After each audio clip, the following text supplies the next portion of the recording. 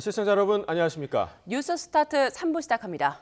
이원석 검찰총장이 김건희 여사의 명품 가방 수수 의혹과 관련해서 전담팀을 꾸려 신속하고 철저하게 수사하라고 지시한 것으로 확인됐습니다. 윤석열 대통령 부부에 대한 고발이 접수된 지 5개월 만인데 서울중앙지검은 전담검사 3명을 추가로 투입했습니다. 김다현 기자의 보도입니다. 지난해 11월 인터넷 매체 서울의 소리는 김건희 여사가 최대영 목사에게 300만 원짜리 명품 가방을 선물받았다며 몰래 촬영한 영상을 공개했습니다. 서울의 소리 측은 윤석열 대통령 부부를 청탁금지법 위반 혐의 등으로 지난해 12월 검찰에 고발했는데 고발 5달 만에 이원석 검찰총장이 송경호 서울중앙지검장에게 신속한 수사를 지시한 것으로 확인됐습니다. 검찰 관계자는 총선이 끝나 정치적으로 오해받을 위험이 줄어든 만큼 필요한 수사를 철저히 하라는 취지라고 설명했습니다. 서울중앙지검은 사건이 배당된 형사 일부에 전담검사 3명을 추가로 배정하고 당장 다음 주 서울의 소리 측을 불러 고발인 조사부터 하기로 했습니다. 검찰 수사는 명품 가방 제공이 윤 대통령의 직무와 관련했는지 확인하는 것부터 시작할 전망입니다. 청탁금지법은 공직자의 배우자가 공직자 직무와 관련해 한 번에 100만 원 넘는 선물을 받는 행위를 금지하고 있기 때문입니다. 다만 직무 관련성이 인정된다고 해도 금품을 수수한 배우자에 대한 처벌 조항은 따로 없어서 선물을 준 사람만 처벌받는 결론으로 이어질 수 있습니다. 검찰이 김 여사를 직접 소환할지에 관심이 쏠리는데 법조계에서는 검찰이 김 여사를 소환해 도이치모터스 주가 조작 연루 의혹까지 함께 조사할 거란 관측도 나옵니다. YTN 김다현입니다. 최상병 특검법이 국회 본회의를 통과하면서 법안에 어떤 내용이 담겼는지 관심사로 떠올랐습니다. 수사 대상으로는 대통령실까지 적시돼 있는데 주목해야 할 부분을 임성재 기자가 정리했습니다. 여야 대치 끝에 더불어민주당 주도로 국회 문턱을 넘은 최상병 특검법. 순직 해병 사건 전반에 대한 수사 방해와 사건 은폐 의혹의 진상을 규명하겠다는 내용을 담고 있습니다. 순직 해병 수사 방해 및 사건 은폐 등의 진상규명을 위한 특별검사의 임명 등에 관한 법률안은 가결되었음을 선포합니다. 자연스레 관심은 수사 대상과 범위로 쏠립니다. 민주당은 필요하다면 특별검사가 윤석열 대통령까지 수사할 수 있다고 주장합니다. 특검법상 수사 대상에 대통령실과 국방부의 직무유기, 직권남용 등 불법 의혹이 적시됐다는 이유에서입니다. 이는 애초 야당이 특검을 추진하게 된 배경과도 맞닿아 있습니다.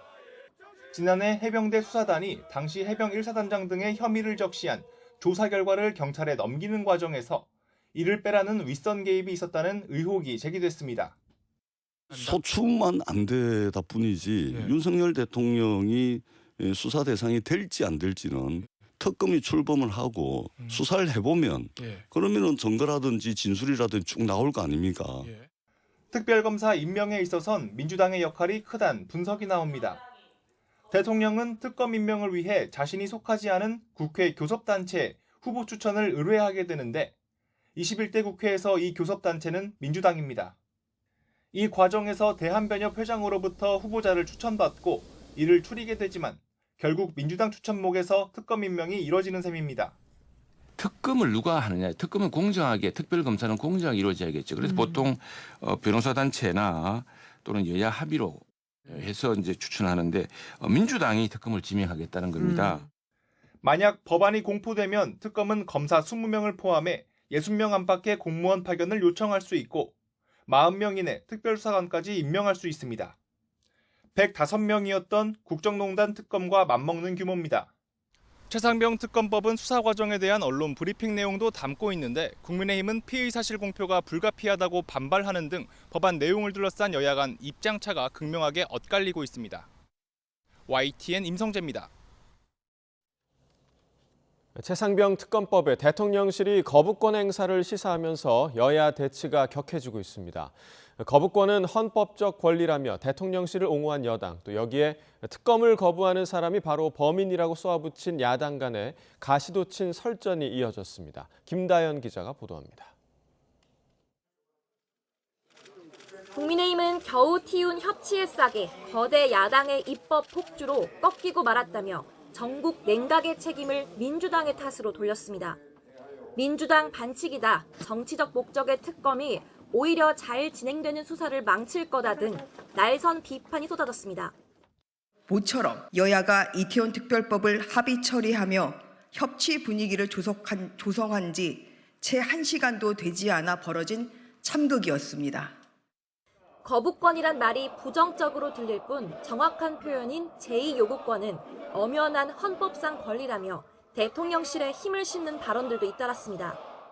대통령의 제2요구권 행사는 헌법상의 권리입니다. 이 법안에 어떤 하자가 있다면 언제든지 이제 제2요구권을 행사를 할 수가 있고요. 민주당은 대통령이 설마 10번째 거부권을 행사하리라 보진 않는다며 대통령실을 겨냥했습니다. 특히 특검을 거부하는 자가 범인이라던 과거 여권의 구호를 재소환해 떳떳하다면 특검법을 수용하라고 압박했습니다. 수년간 지금 현직 대통령님부터 여당이 끊임없이 해왔던 말, 특검을 거부하는 자가 범인이다. 범인이 아닐 테니까 거부하지 않을 걸로 믿습니다. 죽음을 정치적으로 악용하는 나쁜 정치라는 대통령실 입장엔 진짜 나쁜 정치는 윤 대통령이 하고 있다며 끝장날 거란 거친 말도 서슴지 않았습니다. 국민들이 목숨을 잃었는데도 진정한 위로도 진심 어린 사과도 안 하는 정권이 나쁜 정권이고 나쁜 대통령입니다. 한 달도 채 남지 않은 21대 국회. 잠시 협치의 분위기가 조성되는가 싶더니 최상병 특검법으로 전국은 금세 얼어붙고 말았습니다. 10번째 거부권 전국으로 이어질 가능성이 높아지고 있습니다. YTN 김다연입니다.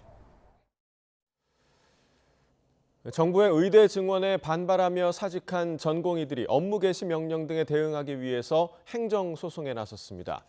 박단 대한전공의협의회 비대위원장 등 20여 명은 어제 서울행정법원에 보건복지부 장관을 상대로 정부 명령을 취소해달라며 행정소송을 제기했습니다. 소송 대상에는 정부의 업무 개시 명령과 진료 유지 명령, 사직서 수리 금지 명령이 포함됐습니다.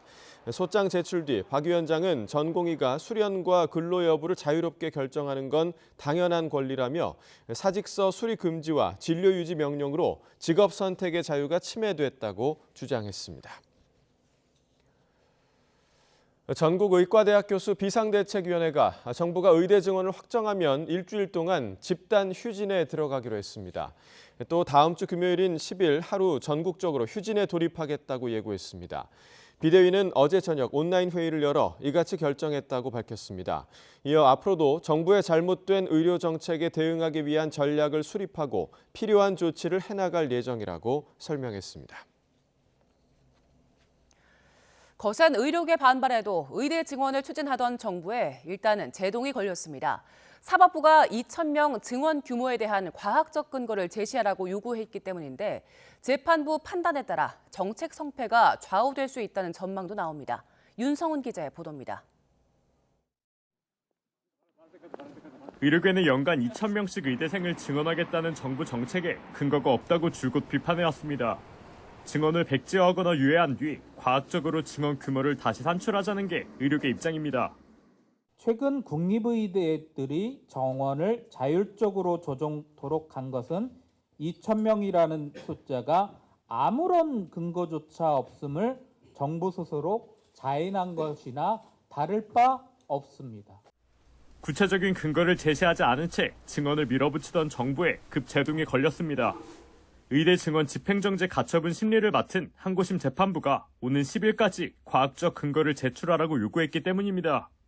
재판부는 이를 토대로 이번 달 중순까지 결론을 내리겠다며 증언 확정을 보류해달라는 요청까지 했습니다. 이에 대해 정부 내부에서는 당혹스러워하는 기류가 감지됩니다. 요구 시한에 맞춰 과학적 근거를 제출해 소명하겠다면서도 어떤 자료를 낼지에 대해선 명확한 답변을 피하고 있습니다. 10년 뒤 의사수가 10,000명 넘게 부족해질 것이라는 KDI 등 국책연구기관 3곳의 보고서가 제출될 것이란 관측만 나옵니다.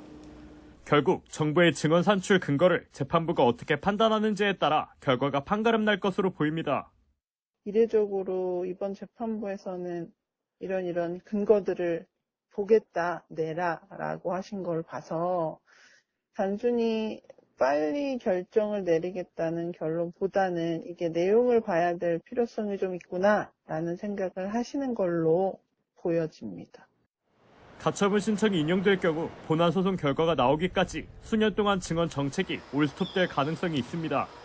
정책 성패가 갈릴 수 있는 만큼 과학적이고 설득력 있는 근거를 제시하기 위해 정부는 남은 기간 총력전을 펼칠 것으로 전망됩니다. YTN 윤성훈입니다. 경북 지역은 인구가 250만 명에 이르지만 의대가 하나도 없고 인구 대비 의사 수도 전국 최저 수준입니다. 이런 의료 격차를 해소하는 동시에 의사 과학자를 양성한다는 목표를 갖고 경북 포항시와 포스텍이 뭉쳤습니다. 이윤재 기자의 보도입니다. 250만 명이 모여 사는 경상북도. 인구 1000명당 의사 수는 1.8명 수준으로 전국 광역단체 가운데 세종시를 제외하고 가장 적습니다. 지역에 의대조차 없어 정부가 내놓은 의대 증원 방안이 실현된다 해도 달라지는 게 없습니다. 이런 문제를 타개하려고 경상북도와 포항시 또 포항공대가 논의의 장을 열었습니다. 지역 거점 의대를 설치해 수도권과 지역의 의료 격차 문제를 풀자는 겁니다.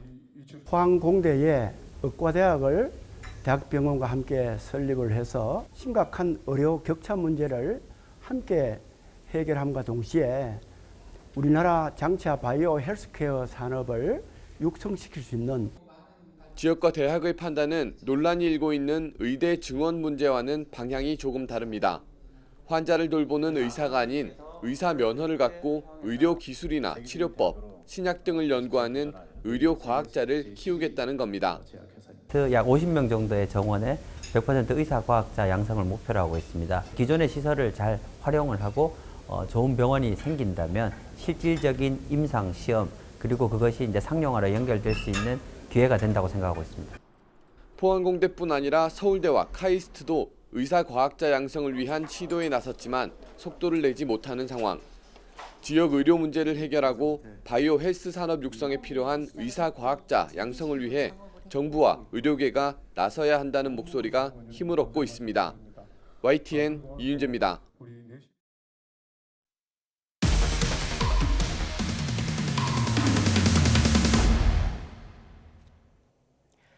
경기 시흥 교량 붕괴 사고로 크게 다쳐 치료를 받던 작업자가 사흘 만에 끝내 숨졌습니다.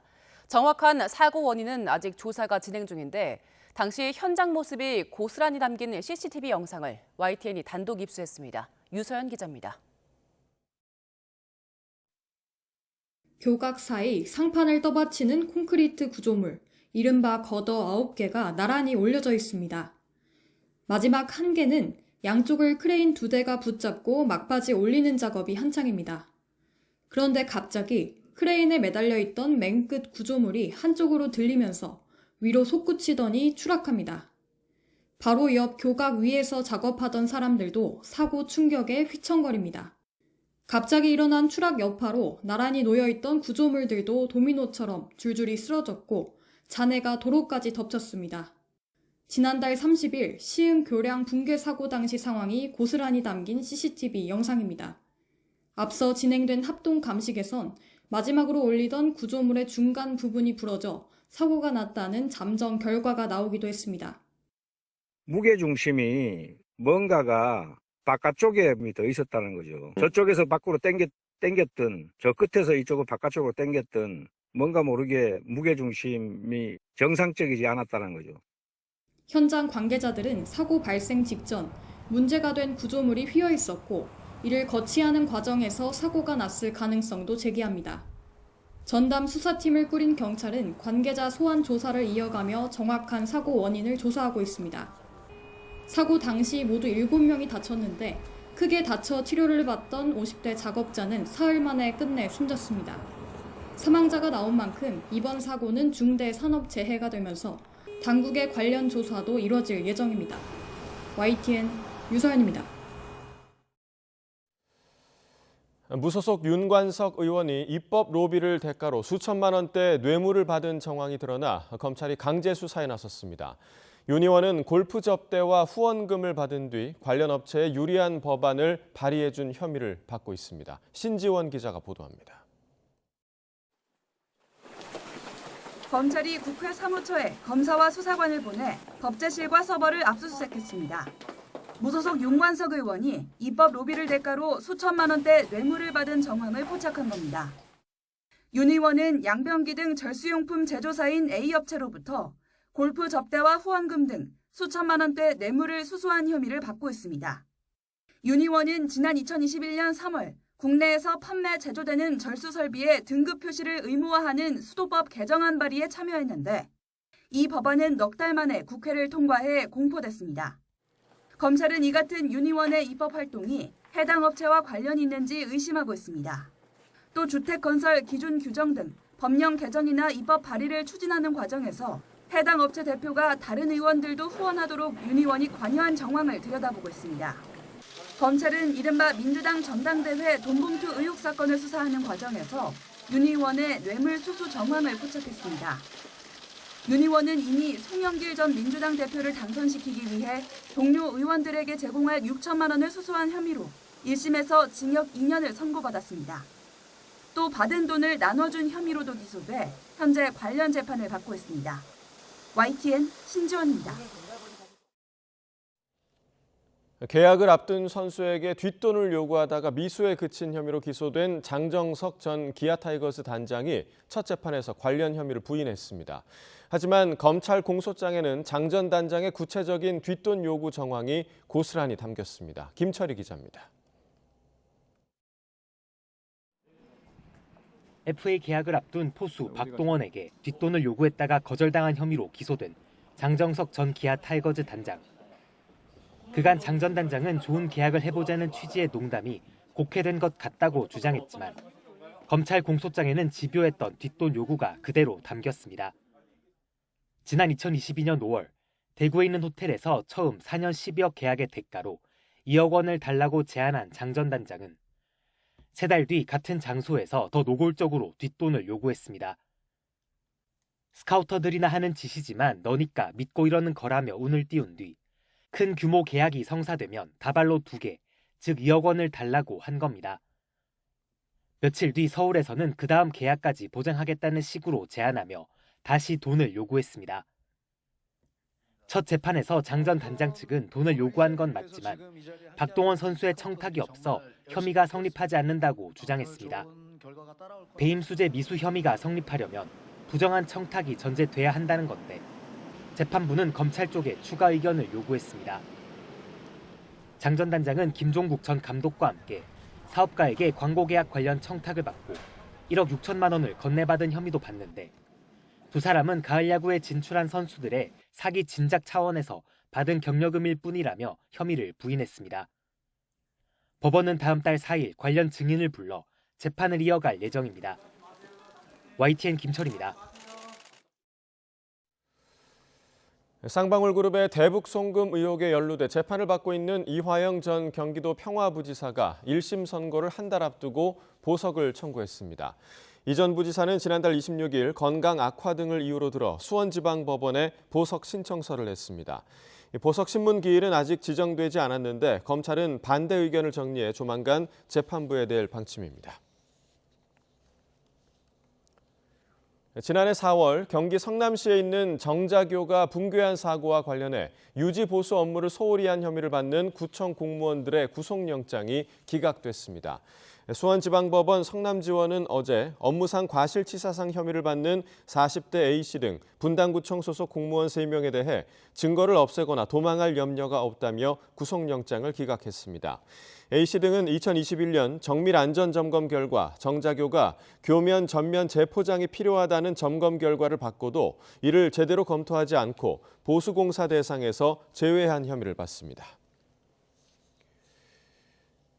현직 경찰관이 기독교 복음선교회 JMS 정명석 총재의 성폭행 증거인멸에 가담했다는 의혹이 제기돼 경찰이 조사에 나섰습니다.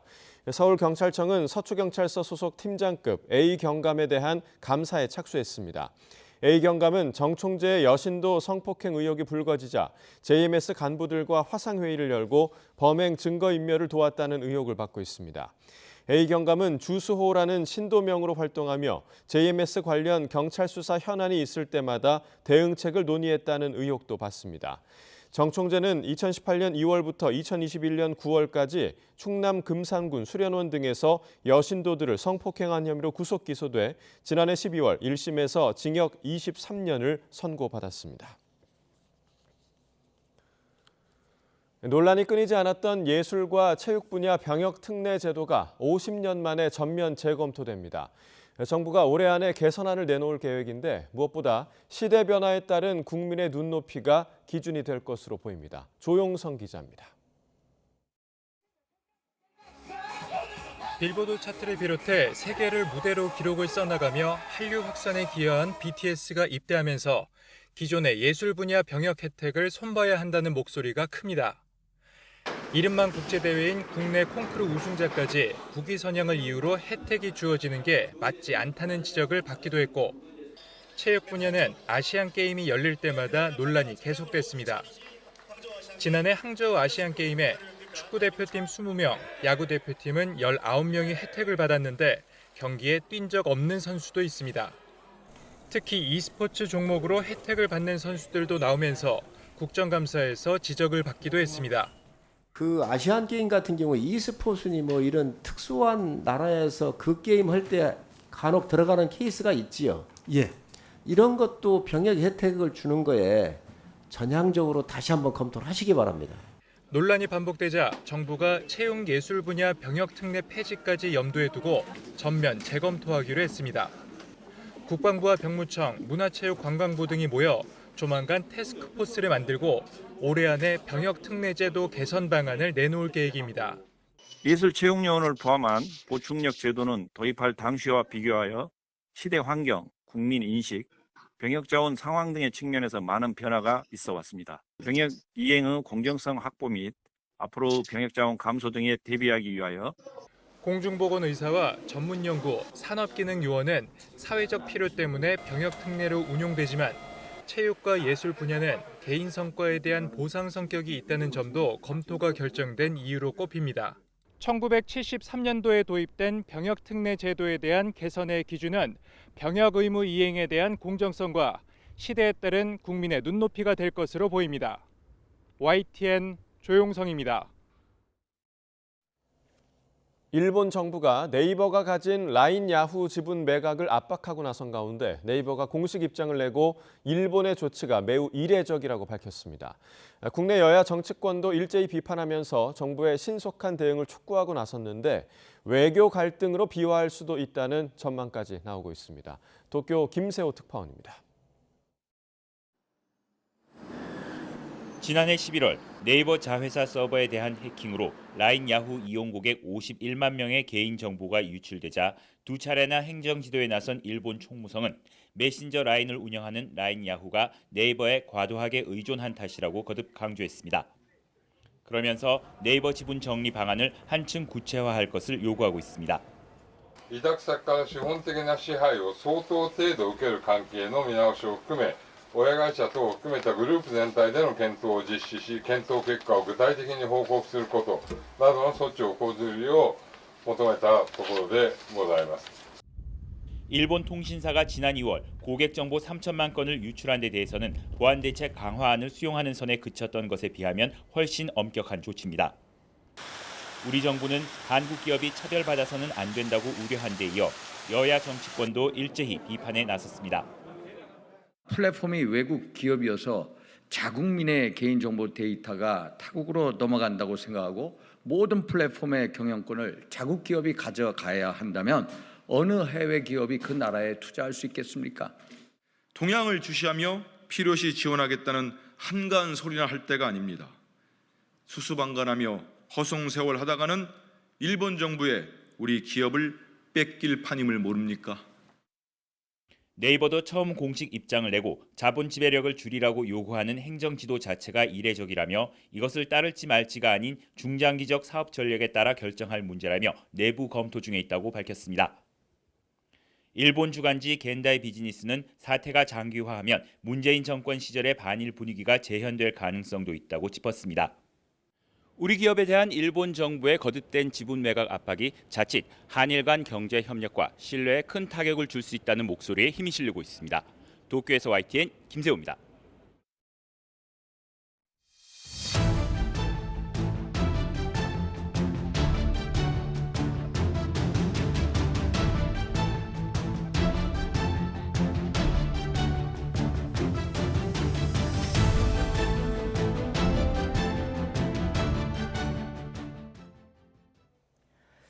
대통령실이 야당의 최상병 특검법 강행 처리를 강하게 비난하면서 윤석열 대통령이 10번째 거부권을 행사할 거란 전망이 나옵니다. 이렇게 되면 여권의 이탈표 없이 특검 도입은 불가능한데 야당은 법안이 폐기되면 22대 국회에서 다시 추진한다는 계획입니다. 대치 전국이 장기화할지 나혜인 기자가 분석했습니다. 국회를 통과한 법안이 정부로 이송되면 대통령은 15일 안에 공포해야 합니다.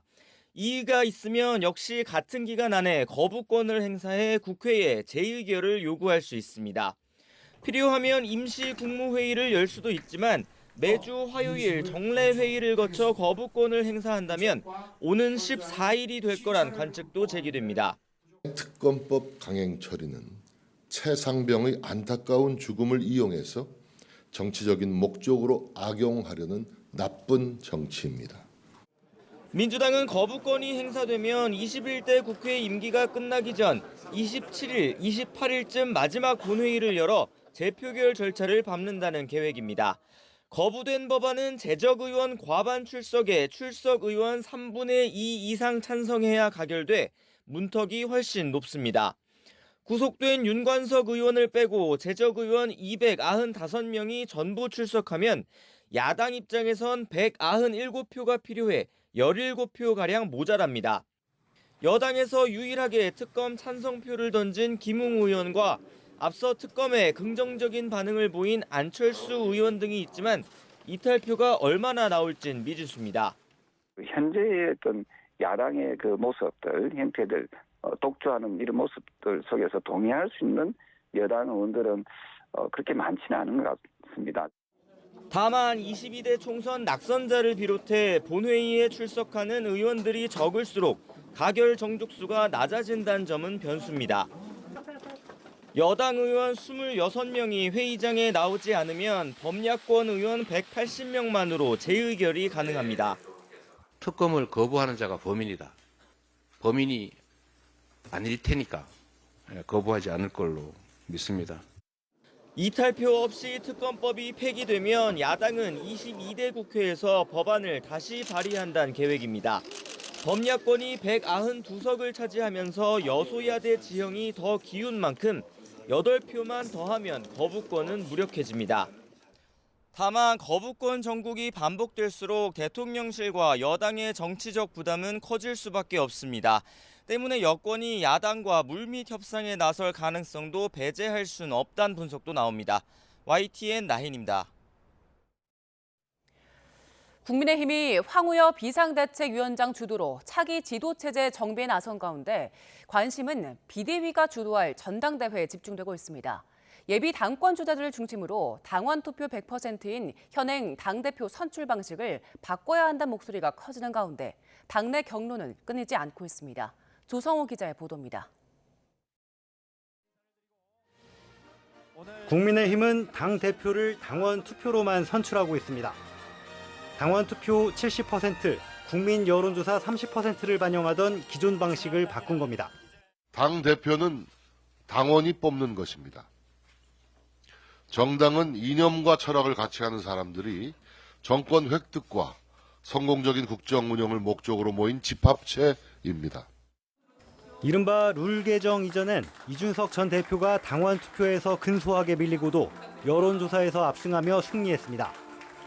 반면 당원 투표 100%로 치러진 지난해 3월 전당대회에선 친윤 진영이 전폭 지원한 김기현 전 대표가 당권을 잡았습니다. 우리 국민의힘 지도부도 새로운 첫 발을 내딛었습니다. 반드시 압승해서 민주당에게 빼앗긴 국회를 되찾고 그렇다 보니 당심 100% 룰이 특정 계파에 유리하도록 설계된 것 아니냐는 논란이 끊이지 않았습니다. 당신 100% 저 떨어뜨리려고 한 룰이었어요, 그 당시에. 왜냐하면 그렇죠. 제가 여론조사가 1등이니까 전당대회를 부자연스럽게 만들기 위해서 한 그런 거였죠. 4.10 총선 참패 이후 전당대회 규칙을 다시 바꿔야 한다는 요구가 분출하고 있습니다. 선거에서 드러난 싸늘한 민심을 반영하려면 일반 국민 여론조사 비중을 높여야 한다는 겁니다. 특히 잠재적 당권 주자로 꼽히는 중량급 인사들이 목소리를 키우고 있습니다. 지금은 우리가 민심의 땅을 해초를 받았기 때문에 어느 정도 민심을 받드는 변화된 모습을 보여야 된다. 그래서 전대로를 고쳐야 된다. 저는 5대5도 가능하다고 생각합니다. 지금 현재 그 100% 룰이 이미 작동하지 않는다는 것은 이번 선거에서 증명이 됐지 않습니까? 물론 영남권 친윤그룹에선 당대표를 당원들만 참여해 뽑는 게 문제가 아니라는 반론도 만만치 않습니다. 선출 과정 자체로 그것은 민심 위반이다 이렇게 주장하는 것은 그 근저에는 다른 의도가 있다고 생각을 합니다. 상대적으로 인지도 높은 비주류 인사가 당권을 잡을 경우 자칫 대통령실과 각을 세울 걸 경계하는 기류도 읽힙니다. 이들 사이 접점을 찾는 역할은 전당대회까지 임시 지도체제를 이끌 황우여 비대위원장에게 주어졌습니다. 모든 의견들은 열린 상태에서 다 모아서 당원 당규 개정 요건에 맞으면 발동을 할 것이고, 국민의힘이 전당대회를 총선 참패로 가라앉은 당 분위기를 수습하고 쇄신하는 계기로 삼아야 한다는 데는 이견이 없습니다. 전당대회 규칙을 둘러싼 갈등을 원만하게 풀어가는 게 황우여 비대위의 최대 숙제로 보입니다. YTN 조성호입니다.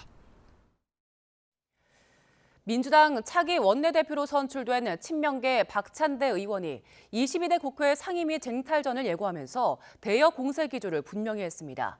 국민의힘 황우여 신임 비상대책위원장은 첫 기자회견에서 대대적인 당 혁신을 강조하며 내부 정비에 나설 채비를 다졌습니다. 여야 정치권 움직임을 정인용 기자가 전합니다. 더불어민주당 신임 원내대표는 이변 없이 친명 박찬대 의원으로 확정됐습니다. 이례적으로 단독 입 후보에 찬반 투표를 통과하며 22대 국회 첫 1년 거대 야당의 원내 협상을 이끌게 됐습니다. 민주당이 더 단단해지고 더 강해질 수 있도록 시간을 쪼개며 일하겠습니다. 첫 임무로 꼽히는 원구성 협상에서부터 강력한 대여 공세에 나설 뜻을 거듭 밝혔습니다.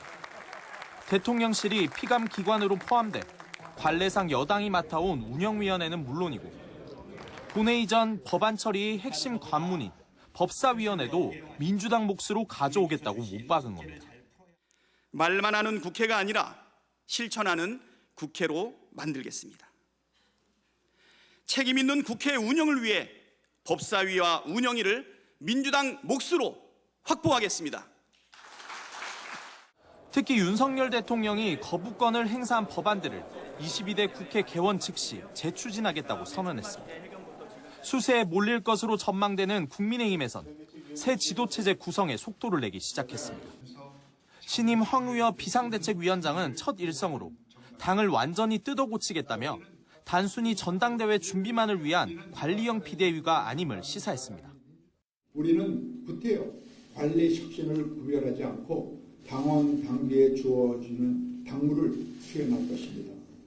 재창당 수준을 뛰어넘는 혁신을 추진하겠습니다.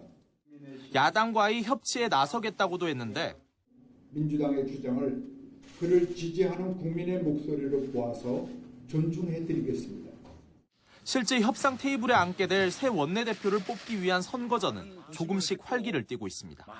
친윤 이철규 의원의 불출마 가닥 전망에 3선 송석준 의원에 이어 4선 이종배 의원도 출마를 선언한 겁니다. 추경호 의원 등도 고심을 이어가고 있습니다. 22대 국회를 한 달 앞두고 각 당은 내부 정비를 서두르는 모습입니다. 민주당 이재명 대표의 연임 여부와 6월에서 7월로 예상되는 여당 전당대회 결과가 향후 전국의 최대 분기점이 될 것으로 보입니다. YTN 정인용입니다. 얼마 전 감사원의 감사 결과 발표로 헌법기관인 선관위 직원들의 자녀 채용 비리 의혹과 근무 태만, 방만한 인사 운영 실태가 여실히 드러났습니다.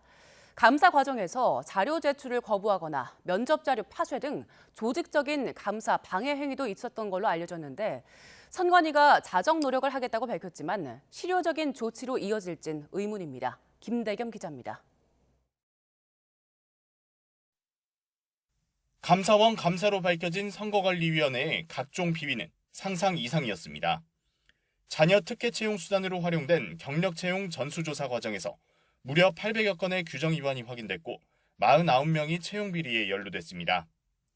선관위 직원들은 지방직 공무원이던 장관급 고위 간부 자녀 A씨를 세자라고 부르며 채용 절차를 유리하게 만들어줬습니다. 세자로 불리던 A씨는 선관위 직원으로 채용된 뒤 단독 관사를 사용하는 등 온갖 혜택도 누렸습니다. 채용 청탁과 점수 조작, 무단 결근 등이 만연했던 것으로 드러났지만 헌법기관이란 이유로 외부 감사를 피해갈 수 있었고 내부 감사는 있으나 마나였습니다. 정말 굉장히 충격적이지 않나. 헌법기관이다는 그런 이름 하에 사실 모든 어떤 외부의 감사라든지 업무 행태에 대한 감독에 대한 사각지대로 환부를 들춰내기까지 걸린 기간은 7개월.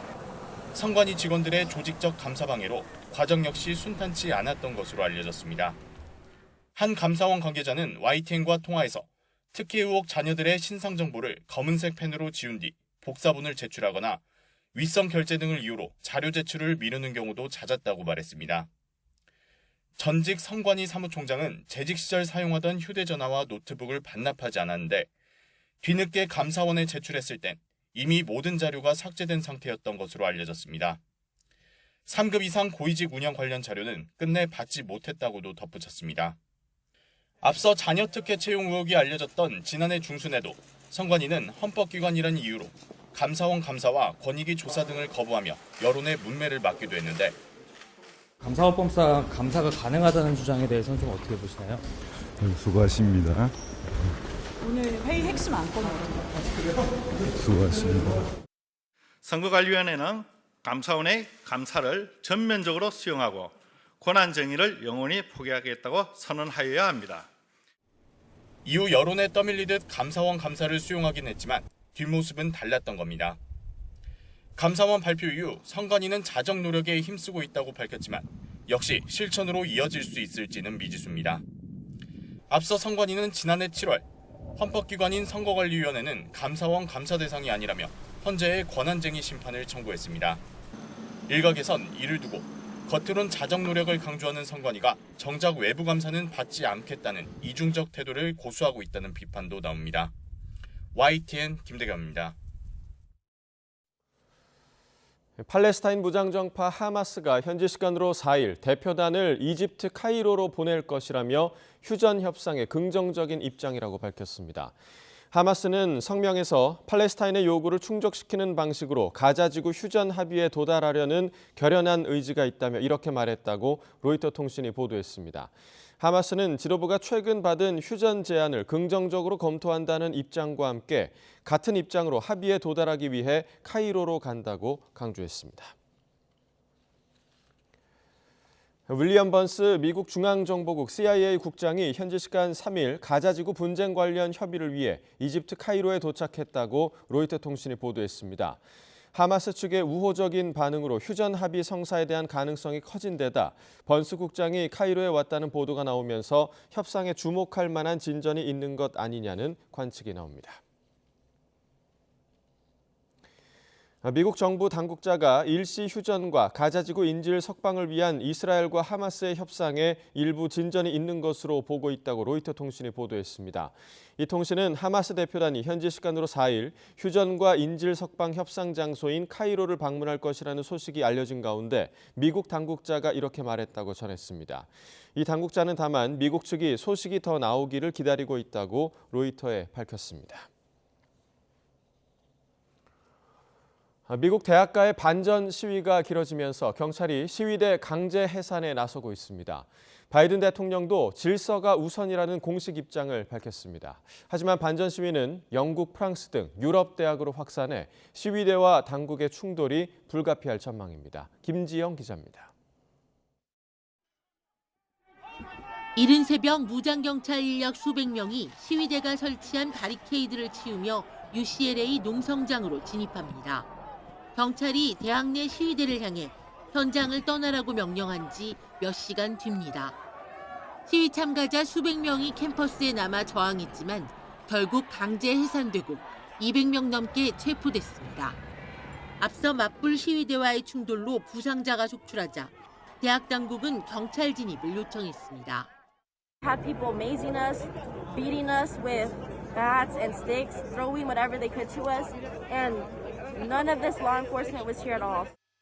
미 대학가의 반전 시위는 컬럼비아대를 시작으로 30여 대학이 참여한 가운데 지금까지 최소 2,000명이 체포되는 등 격화하고 있습니다. 이와 관련해 조 바이든 미국 대통령은 표현의 자유를 존중하지만 폭력 시위는 허용하지 않겠다는 공식 입장을 내놨습니다. Violent protest is not protected. Peaceful protest is. It's against the law when violence occurs. Destroying property is not a peaceful protest. 유럽에선 프랑스에 이어 영국 대학가에서도 반전 시위가 확산하고 있습니다. 현지 언론에 따르면 잉글랜드 셰필드와 브리스톨, 리즈, 뉴캐슬의 대학 캠퍼스에서 천막 농성 등 시위가 이어지고 있습니다.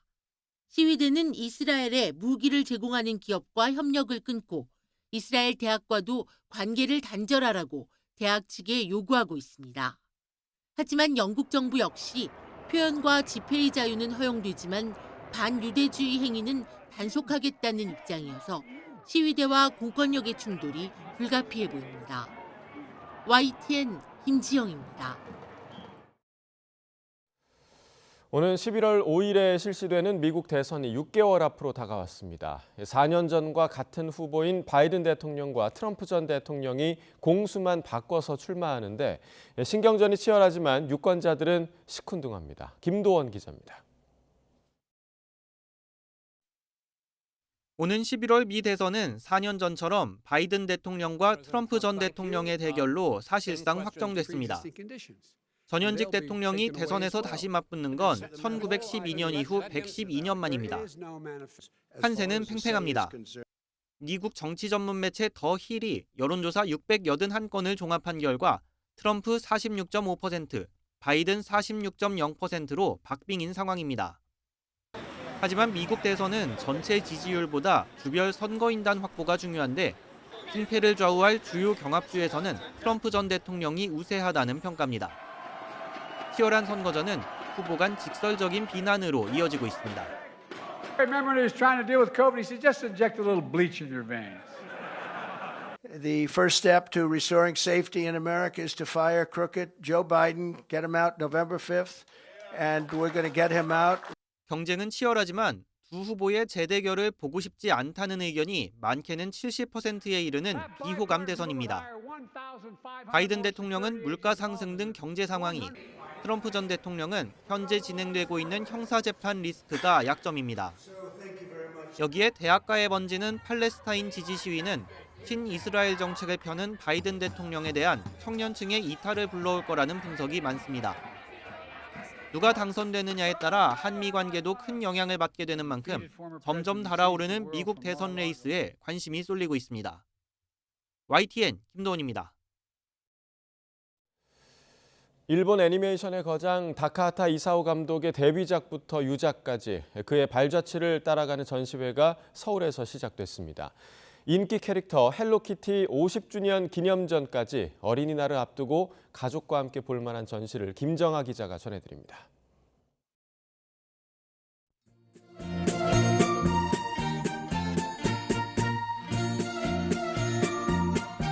빨간 머리엔 알프스 소녀 하이디, 플란다스에게 1970년대 어린이들을 TV 앞으로 불러 모은 추억의 만화 영화들이 한자리에 모였습니다. 일본 애니메이션의 역사이자 스튜디오 지브리의 설립주역 타카하타 이사오 감독의 발자취를 따라가는 전시회입니다. 레이아웃 제작 방식을 처음으로 본격화한 인물인 만큼 만화 영화의 1초가 만들어지는 과정을 집중 조명했습니다. 뒤에 산은 좀 더 옅게 그려주세요. 하늘은 좀 더 파랗게 해주세요. 이런 것들을 맨 그 24개의 장 중에서 가장 첫 번째 장에 지시서를 쓰게 됩니다.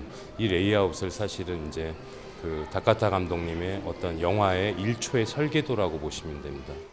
작업실을 고스란히 옮겨놓은 듯 전시장은 자필 제작 노트를 포함해 1,300여 점에 이르는 방대한 자료들로 채워졌습니다. 감독 작고 후 열리는 첫 해외 전시인 만큼 애니메이션 마니아뿐 아니라 엄마 세대부터 아이들까지 관심이 뜨겁습니다. 저는 저대로 추억에 잠기고 이제 아이도 이제 제가 보고 싶은 걸 보고 싶었다고 얘기를 하니까 이제 집에 가서 같이 찾아보고 엄마한테 굿즈 사달라고 할 거예요? 전시를 보고 나오는 길목. 해리포터 콘서트를 앞두고 세종문화회관 로비에 설치된 체험존에서 아이와 사진 한 컷 찍는 건 덤입니다. 하얀 얼굴에 동그란 눈, 빨간 리본핀. 타고난 귀여움으로 사랑을 받아온 헬로키티의 시작은 작은 동전 지갑이었습니다. 이후 각종 문구나 생활용품에 등장하며 어린이들의 마음을 훔쳤고 앞머리 가지런한 남자친구 다니엘, 엄마 아빠까지 등장하며 키티의 스토리는 더 풍성해졌습니다. 50년 세월을 지나며 세계인의 친구로 성장한 헬로키티 전시회. 키티의 산실, 살리오의 또 다른 인기 캐릭터들도 함께 만나볼 수 있습니다. YTN 김정아입니다. 한국의 언론 자유가 1년 사이에 악화한 것으로 나타났습니다. 국경 없는 기자회가 공개한 2024 세계 언론 자유지수 보고서를 보면 한국의 언론 자유는 62위로 47위를 기록한 지난해보다 15계단이나 떨어졌습니다. 국경 없는 기자회는 전 세계 180개국의 언론 자유 환경을 평가해 좋음, 양호, 문제 있음, 나쁨, 매우 나쁨으로 분류합니다. 한국은 46위 이탈리아, 55위 미국, 70위 일본 등과 함께 문제 있음 그룹에 속했습니다. 전체 1위는 8년째 선두를 지킨 노르웨이가 차지했고 북한은 지난해 최하위에서 3계단 상승한 177위를 기록했습니다.